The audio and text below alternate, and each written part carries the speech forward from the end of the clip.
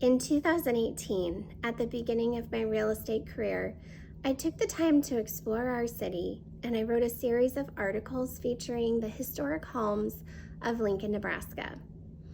Having started in architecture, I knew that these historic homes and the stories they could tell was the perfect place for me to start my journey into the Lincoln real estate market. I met some wonderful people that were willing to share their memories and the history of these homes. This is my passion, and this is how I fell in love with real estate. Let me share it with you. The Woods House was built in 1915 through 1916 for Frank and Nell Cochran Woods. The Woods family had a high degree of influence in Lincoln, Nebraska, and enriched our history. Just driving down a major street, you will notice the name of Woods is prominent and well known. From the iconic Woods Brothers to Woods Park and Woods Boulevard, the family name has survived the test of time, and for good reason. The Woods brothers were Frank, Mark, and George, and with their father, Colonel F.M. Woods, developed over 50 subdivisions in Lincoln from the late 19th through the mid-20th century. They founded Lincoln Telephone and Telegraph Company, Woods Atkin Law Firm, and an airplane factory. Gifting to the community Woods Park, they also established the Woods Charitable Fund of Lincoln, as well as Chicago, launched the Lincoln Community Foundation, and the Woods Art Building at UNL was funded by Frank Woods to memorialize his wife Nell. Woods was said to be one of the wealthiest men in Lincoln in the first half of the 20th century. The Woods House was built in the Italian Renaissance Revival style, designed by the Chicago architect Paul Hyland. Hyland also designed such major buildings in Lincoln as the Terminal Building, the McAfee House, and the First National Bank Building. The Woods House is located at 2501 Sheridan Boulevard on 2.9 acres. It is 2.5 stories with 8 bedrooms and 6 bathrooms, and it's 7,807 square feet. It has a 3-stall garage with a chimney because the garage also houses the boiler for the house. The interior finishes are in the neoclassical style and feature beautiful marble fireplaces and painted glass. As you walk in the main entry hall, you see the large staircase with maple treads and a cast iron railing. Off the front entry, there is a library and half bath. The large open living room extends the full depth of the house and features a player pipe organ positioned in the southwest corner of the living room. This organ is no ordinary organ. It is an Aeolian Duo Art player pipe organ.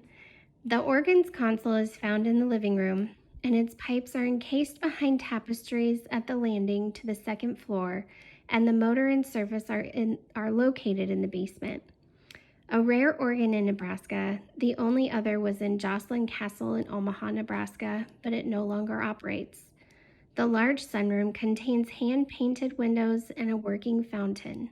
A formal dining room, as well as a breakfast room, complete the main level. On the second level, you will find the bedrooms, all 8, including a master suite, primary suite, with a private bathroom and French door access to the south balcony. The attic includes a ballroom and a large walk-in cedar closet. The house also contains a 2-story service wing with a kitchen and servants' quarters. It was built with a high degree of integrity and used materials that mirrored that quality. The exterior of the home has been well preserved, and the stucco remains unpainted and retains the original tile roof. The grandeur of the property did not stop at the house. The landscape architect Jens Jensen of Chicago designed the grounds for the Woods Mansion, as well as the layout for the entire Woodcrest subdivision.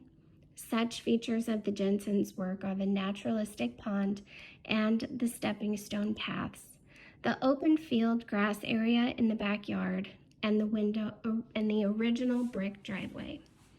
The Woods family lived in the house until they passed in the 1950s. The current owners, the Hruzas, purchased the home in 1986 after the unexpected death of their son David.